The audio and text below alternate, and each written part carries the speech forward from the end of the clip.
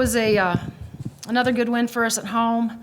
Obviously, our start was much different than it was the other night against Iowa, which was really a positive thing. I thought defensively, we did a tremendous job. You know, Jessica Shepard is a tremendous post player in this league, and I just thought, you know, Jen Anderson did a really, really great job of just making her uncomfortable. You know, she had 18, but it was a well-earned 18 because of Jen's just her focus, what she had to do to keep her at bay and off balance. I thought that was big. She I think was responsible for some of those turnovers that she had just because of the pressure in placement.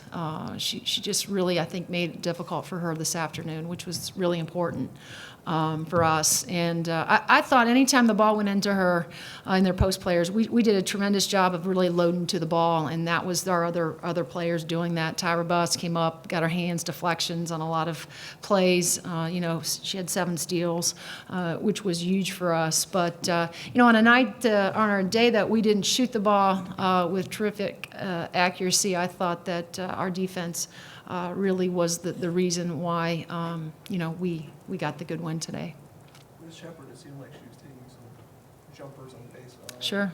Did Jen kind of do something to kind of make her? I think so. You know, Jen is she's proven that you know, she's not afraid to be physical, you know, with other 5 men in this league, and you know, Jen is I've said this before, she's really a smart, and I think a part of that is just her experience of being a junior and knowing you know, how to play in the low post and not allowing Jessica to really push her, you know, and elevate her out where she was going to be susceptible to the high-low, you know, the lob.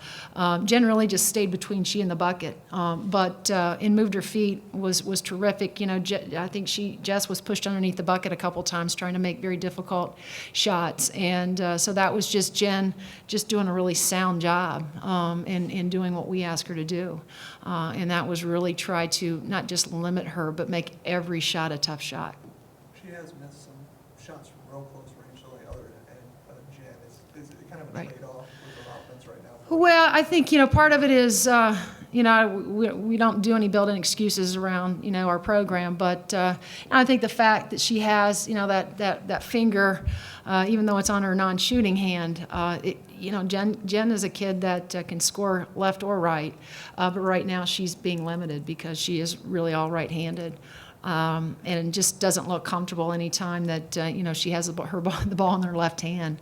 It seems like it comes out, or she almost overcompensates, and it's too strong at the basket. So, but no, you know, today obviously she showed up big against Iowa. You know, we intentionally went into the low block, you know, that game because she had the hot hand. So she obviously can score.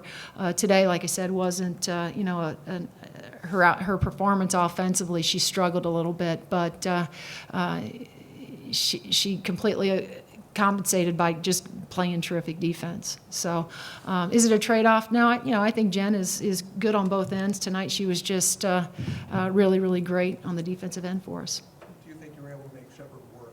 Oh, there's no question. I would, you know, and again, I think there was a little bit of frustration there on her part because I don't, you know, we've watched a tremendous amount of film, and there's great post players in this league, and Jen just happens to be one of them. But you know, the knack that Jen has is that she's just really sound defensively. It seems like she just doesn't give in. She doesn't get scored on that easily because she just seems to always be moving her feet, and she likes physical play, you know. And I thought that she did a great job of really being physical, but not physical in the sense that she was getting called for fouls. It was just that, as I said, she made every shot. She challenged every shot, which is, you know, what, or most of her shots, which is what you want her to do. Just less than KO, they came out and they were kind of slow shooting like the rest of the team. But what did it take for them to find their comfort zone? Well, you know, again, we talked about our start and how important that was, but there's an awful lot of confidence over on our sideline that it's just a matter of time before, B had a few early turnovers, careless mistakes that are uncharacteristic of her. And so it's just a matter of time before she writes those things. And Tyra, too. I mean, Tyra, I thought, at times pressed a little bit, but also, she does so many other things for us, as far as really hitting ahead. We wanted to get going, getting out and in transition. We thought that was going to be big this afternoon against a team that likes to run. I told them we had to run better, and so Tyra is the front runner in that. She gets us out and going, and so there's, like I said, there's a tremendous amount of confidence in both of those kids, and not that they don't they haven't had games where they've been off, but they've had more games where they've been on for us this year. Just how close is this kind of defensive performance to where you need to be for the rest of the Big Ten?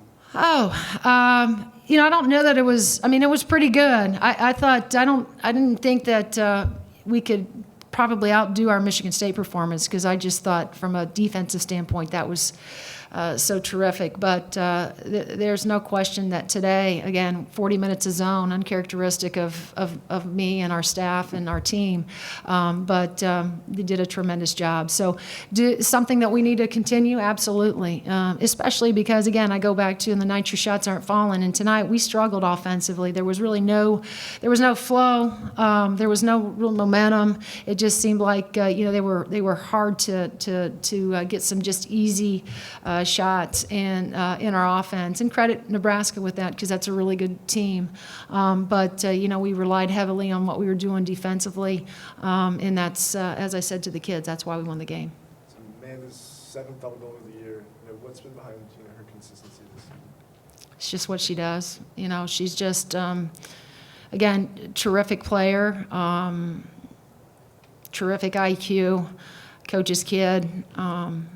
She just, she kind of figures it out, although she'll be disappointed. She had her 5 turnovers. But she's just sound in a lot of ways. And as I said, she and Tyra do more things better than they do, where they hurt us. And there's just a tremendous amount of trust from me and our staff and her teammates that we have in Cahill that, anytime she touches the ball, more than likely something really good's going to happen.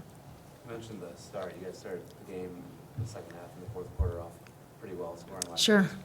What was the key to that? Well, it just seemed like the third quarter they dictated the tempo, and we didn't like that. We felt like they were really coming down, and they slowed it up a little bit. They were being kind of quick hit oriented, and we didn't want to play that way. We wanted to dictate the tempo from the beginning of the game and get out fast. And so we, the challenge to our kids in the fourth quarter was, hey, we got to pick up the fourth quarter. We got to dictate the tempo. We want to play faster, and not allow them just to come down and execute every time. And so that's what we tried to do.